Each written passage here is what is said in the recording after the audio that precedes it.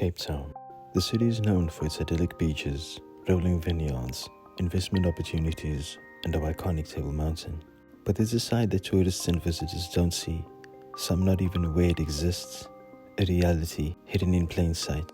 Those who live on the other side of the mountain. They like to shoot, people get killed. Two men in the street, one did shoot, the other got shot in my neck. People were shoot here, they throw stones here by the park when children are playing. My mother's friend woke me up and told me that they stabbed my father, and that was really sad for me. Hidden away from the breathtaking views and the well-known tourist hotspots, the Cape Flats is a diaspora of communities forced into circumstance. Geographically known as the Cape Flats, communities of army-type housing blocks were created specifically to reinforce militant discipline, segregation, and control over our people during apartheid. During the 1950s and 60s, the Group Areas Act came into law under the apartheid regime. The act was designed to purposely enforce racial segregation by dividing urban areas into different residential and commercial zones based on race. This was a tool used by the white minority government to destroy and dispossess people of color from our well-located homes, businesses, and opportunities. Our areas were classified as whites-only areas, forcibly moving us into strategically underdeveloped, barren areas of Cape Town, far from work, school, and access to resources, tearing communities apart. Due to the destruction, dispossession, and displacement of our close-knit communities, gangsterism, poverty, and unemployment became rampant and remains rife to this day. Our people are left in survival mode, further prejudiced by perpetuated stereotypes and a belief that our struggle is where we belong.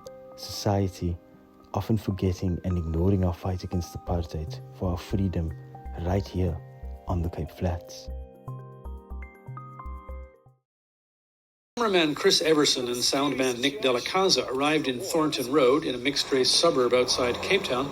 There was no more violence than usual, but it would escalate into an event that many said did more damage to the South African regime's international image than all the other coverage combined.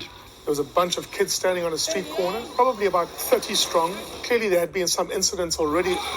There were signs that vehicles had been stolen. There was glass on the street.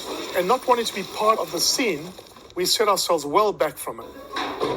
Just up the road, but out of sight, CBS cameraman Fim de Vos and sound recordist Anton van der Merwe, no strangers to police harassment, arrived on the scene. It wasn't violent at that point when I arrived there, but I could see the rocks in their hands. I wasn't that far away from them. I thought, uh-oh, there comes trouble.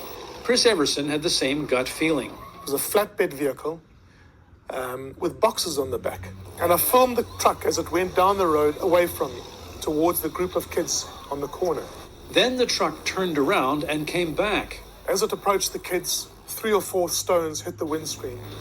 And as they did so, there were several policemen in the back of the truck, hiding in boxes, and they popped up.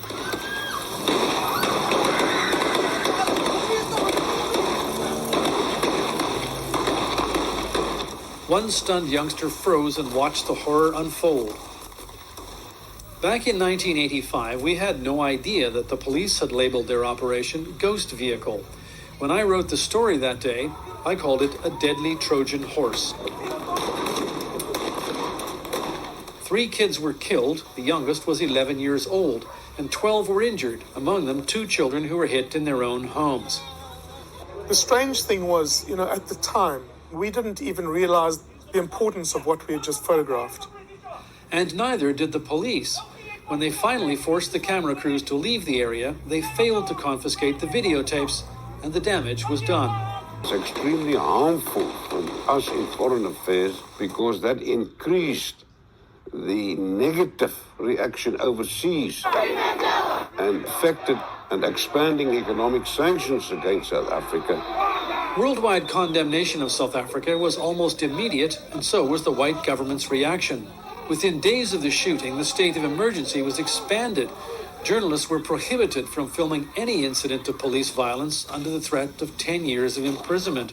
What was new about this event was that there was a camera there. These events, these killings, this police brutality, this happened all the time in South Africa. Thornton Road today is a far cry from what it was like 28 years ago, except for a steel memorial, a grim reminder of the day 3 young South Africans were gunned down from that deadly Trojan horse. We need to change the perception of our communities and their contributions to society. We need to change how we see ourselves, and we need your help. We have a distinct culture and heritage, ubiquitous to our people and part of the fabric of Cape Town. We have artists, engineers, architects and entrepreneurs, filmmakers, fashion designers, artisans, chefs, lawmakers and change makers. We need you.